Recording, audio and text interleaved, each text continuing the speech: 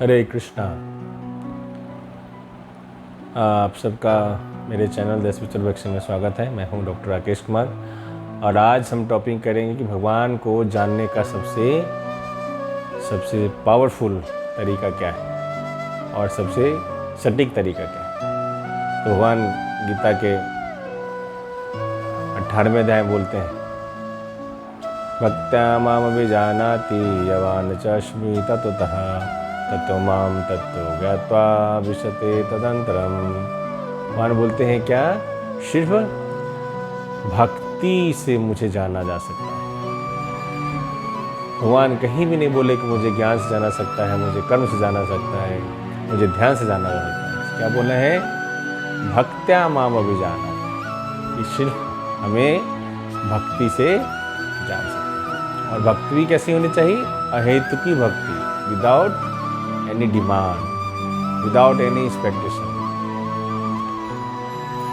तो भगवान के प्रति हमें भक्ति होना चाहिए, अहेतुकी और अनन्य भक्ति, किसी और की भक्ति नहीं। भगवान Krishna is a very positive lover. भगवान कहते हैं कि मेरी भक्ति को अनन्य भक्ति करना है।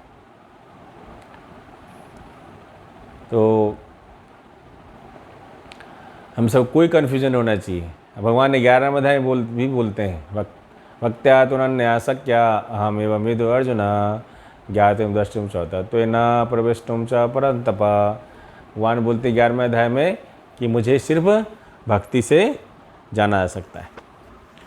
तो हम सबको इसमें कोई डाउट नहीं होना चाहिए। भगवान को जानने का तरीका से भक्ति के माध्यम से हम जान सकते हैं। भगवान बोलते हैं 11वें अध्याय के 54वें श्लोक में कि हे अर्जुन, केवल अनन्य भक्ति द्वारा मुझे उस रूप में समझा जा सकता है जिस रूप में तुम्हारे समक्ष खड़ा हूँ, और इसी प्रकार मेरा साक्षात दर्शन किया जा सकता है। केवल इसी विधि से तुम मेरे ज्ञान के रहस्य को समझ सकते हो। तो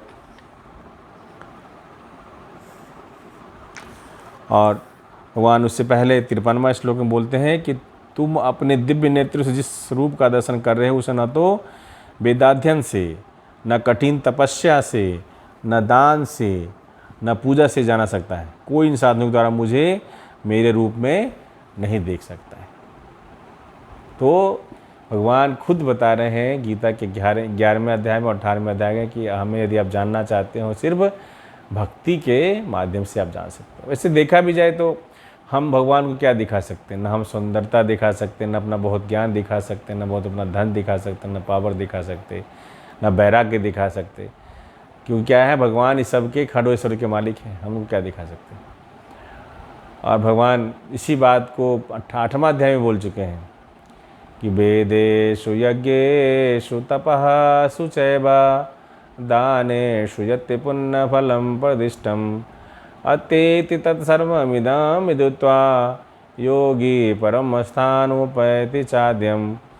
कि जिन्होंने भक्ति मार्ग स्वीकार कर लिया है उनको वो सभी लाभ स्वतः प्राप्त हो जाता है जो कि वेदाध्ययन से, कर्म योग करने से, ज्ञान योग करने से, ध्यान योग करने से, दान करने से, तपस्या करने से ये स्वतः ही प्राप्त हो जाता है।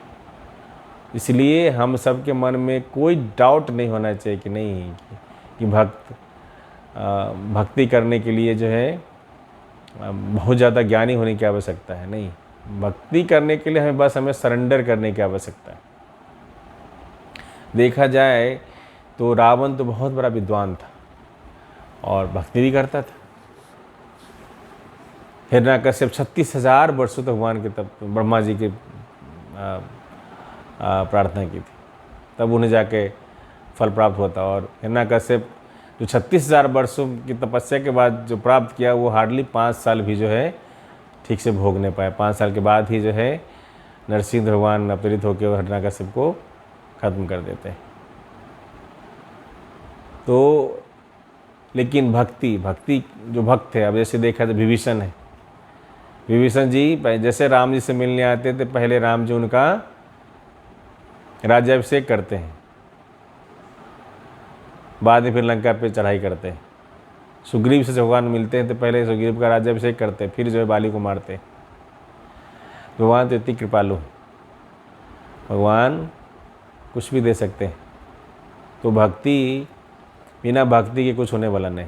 और भक्ति भी हमें कैसे प्राप्त होगी, वो भगवान गीता में बोल के 10वें अध्याय भगवान बोलते हैं कि तेषां सतयुक्तानां भजतां प्रीतिपूर्वकम ददामि बुद्धि योगम तम येन मां उपयान्ति ते तेषामेव अनुकंपार्थम हम अज्ञानजं तमः नाशयामि आत्मभवस्तु ज्ञान दीपेन भासते। भगवान बोलते हैं कि जो मुझे सतत चिंतन मेरा करता रहता है उसे मैं ज्ञान देता हूँ कि वो मुझे प्राप्त कर सके। इसीलिए जो भक्ति योग जो है, भक्ति का जो मेथड है वो सबसे सर्वश्रेष्ठ और सबसे सटीक मेथड है भगवत प्राप्ति करने के लिए।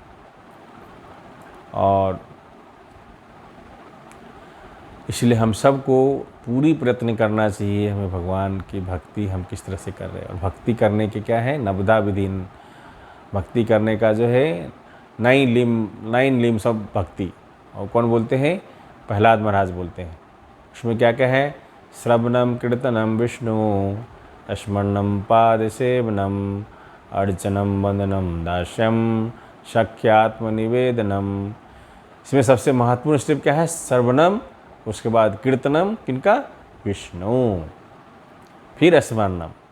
तो हमें जब हम भक्ति जीवन प्रोग्रेस करना चाहते हैं तो हमें श्रवण करना बहुत जरूरी है। लेकिन श्रवण भी किनसे करना है, सही साधु पुरुष से श्रवण करना है, जो कि एक परंपरा में हो और अपने आप में खुद ही शुद्ध वैष्णव।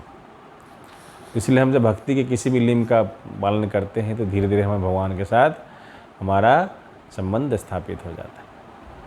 इसलिए हम सबके मन में कोई डाउट नहीं होना चाहिए। देखिए ब्रज की गोपियाँ, ग्वाल बाल कितने पढ़े लिखे थे और भगवान के सबसे सर्वश्रेष्ठ भक्त माने जाते हैं।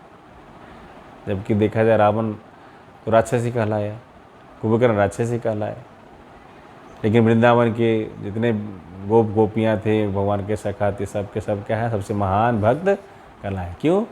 क्योंकि वृंदावन में लोगों का भाव क्या होता है कि हमें भगवान को प्रसन्न करना है। भगवान से कुछ नहीं मांगते वृंदावन में। जो वृंदावन के गोपियाँ थी वो हमेशा इस कोशिश में लगे होते थे कि भगवान कैसे प्रसन्न होंगे। लेकिन बाकी हम लोग जो रावण प्रवृत्ति जैसे हिरण्यकश्यप प्रवृत्ति वाले लोग क्या है, हमें हमेशा हम लोग मंदिर में जाते हैं, हमेशा भगवान से एक बेगर के भांति हम मांगते रहते हैं कि हमें ये चाहिए, हमें वो चाहिए, हमारा लिस्ट कभी ख़त्म ही नहीं होता है। तो इसलिए हम सबको हम भगवान की भक्ति क्या है, अहेतुकी करना चाहिए और अनन्य भक्ति करना चाहिए।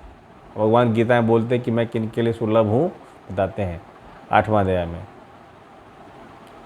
कि अनन्य चेता सततम यो माम स्मरति नित्य सह तस्य हम सुलभा पार्थ नित्ययुक्तस्य योगिनः।